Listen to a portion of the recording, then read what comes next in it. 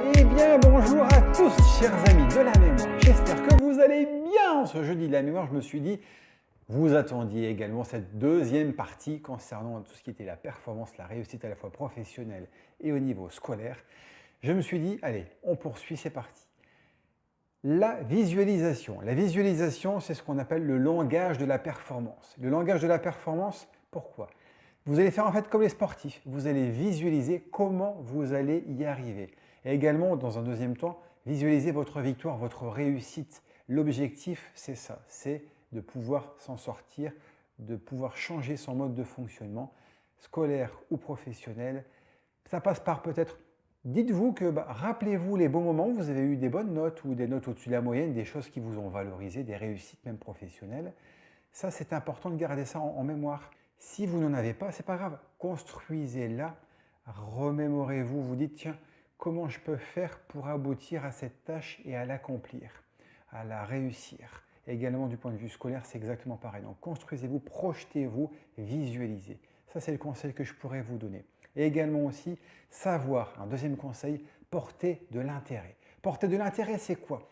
C'est de se dire, tiens, il y a une matière peut-être qui me plaît moyen ou le professeur peut-être a une approche qui ne me convient pas.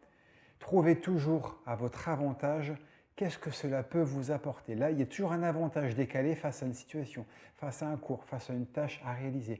Donc, vous dites-vous bien, tiens, allez, certes, ce n'est pas très intéressant ce qu'il me dit, mais ça va me servir par la suite parce que vous avez peut-être une projection d'un objectif professionnel. Vous dites, tiens, cette matière-là, elle a une nécessité pour moi par la suite, donc je vais essayer de voir comment je peux faire pour trouver un avantage décalé.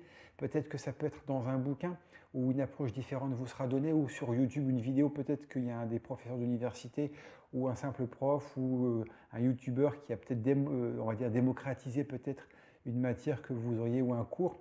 Pourquoi pas? Donc, voyez toujours un peu le côté jeu parce que si vous avez un côté un peu ludique, vous allez porter davantage de l'intérêt. Et qui dit intérêt, dit forte mémorisation et concentration. Et automatiquement, là, vous avez tous les bons ingrédients. Cela passe également par savoir demander à l'autre. Savoir être entouré, être bien entouré. Choisir ses amis, ça c'est le loisir et la liberté de chacun. Mais du point de vue de professionnel ou également au niveau de l'école, c'est de se dire, tiens, j'ai des difficultés dans telle matière, pourquoi il y en a qui performent et pas moi? Essayez de leur demander quels sont leurs trucs, quelles sont leurs astuces. Peut-être qu'ils utilisent des flashcards ou un mind mapping, ou peut-être qu'ils ont une méthode de lecture rapide, ou ils ont une façon pour eux peut-être d'amorcer, ou peut-être qu'ils ont une meilleure mémoire que vous, mais peu importe, il y a toujours quelque chose qui peut vous aider. Également, il n'y a aucun, on va dire, aucun malaise, bien au contraire, c'est humain. Osez, osez, osez demander à l'autre, à l'ami, tiens, est-ce que tu pourrais m'aider sur cette matière? Ou comment tu as compris ça? Avoir une nouvelle approche. Pourquoi? Ça va vous permettre automatiquement de diminuer en stress, également de pouvoir être curieux, susciter de l'intérêt et automatiquement optimiser votre mémorisation parce que ça ne fonctionne pas comme par miracle. Il faut toujours effectivement être dans l'attention, écouter les autres, échanger. Ça vous permettra en plus, c'est gagnant-gagnant. Peut-être que vous avez des forces que lui n'a pas et réciproquement. Donc ça, je pense que c'est un petit conseil très intéressant et important que je pourrais vous conseiller. Mais aussi un point très important, ne pas crier victoire trop vite. Le défaut, c'est on voit sa moyenne qui augmente, super, on part sur un super bon trend, on a mis les bonnes choses en place, les bons ingrédients, puis on se relâche un petit peu, on se dit bon allez c'est bon maintenant que j'ai fait ça, hop, surtout pas. Professionnellement c'est pareil, si vous êtes sur cette bonne dynamique, gardez-la, on n'a rien sans rien. Un peu comme dans Rocky où quand il dit que tant que la cloche ne sonne pas, le match n'est pas terminé, vous c'est pareil, soyez des winners, des gagnants, donc ayez ce beau mental, ce focus.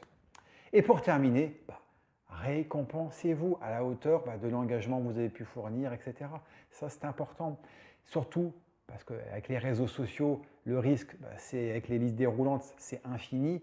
Chronométrez-vous, ça vous permettra automatiquement de pouvoir limiter et de ne pas être trop un petit peu à vouloir dépasser. Et en plus, derrière, si vous avez d'autres choses à faire, ça va vous porter préjudice et tomber dans les méandres des réseaux sociaux. Voilà, j'espère que cette petite vidéo vous a plu. C'était la dernière sur sa côté performance scolaire et professionnelle. Si vous avez des commentaires ou même si vous avez peut-être même des idées, des choix de sujets, n'hésitez pas, je suis ouvert, I'm aware.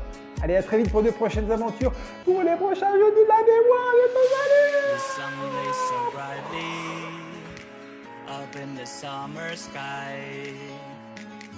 I shouted at the mountain. Tu vas perdre des abonnés. Watch me shine and fly. But then cracked the thunder and the heavens cried.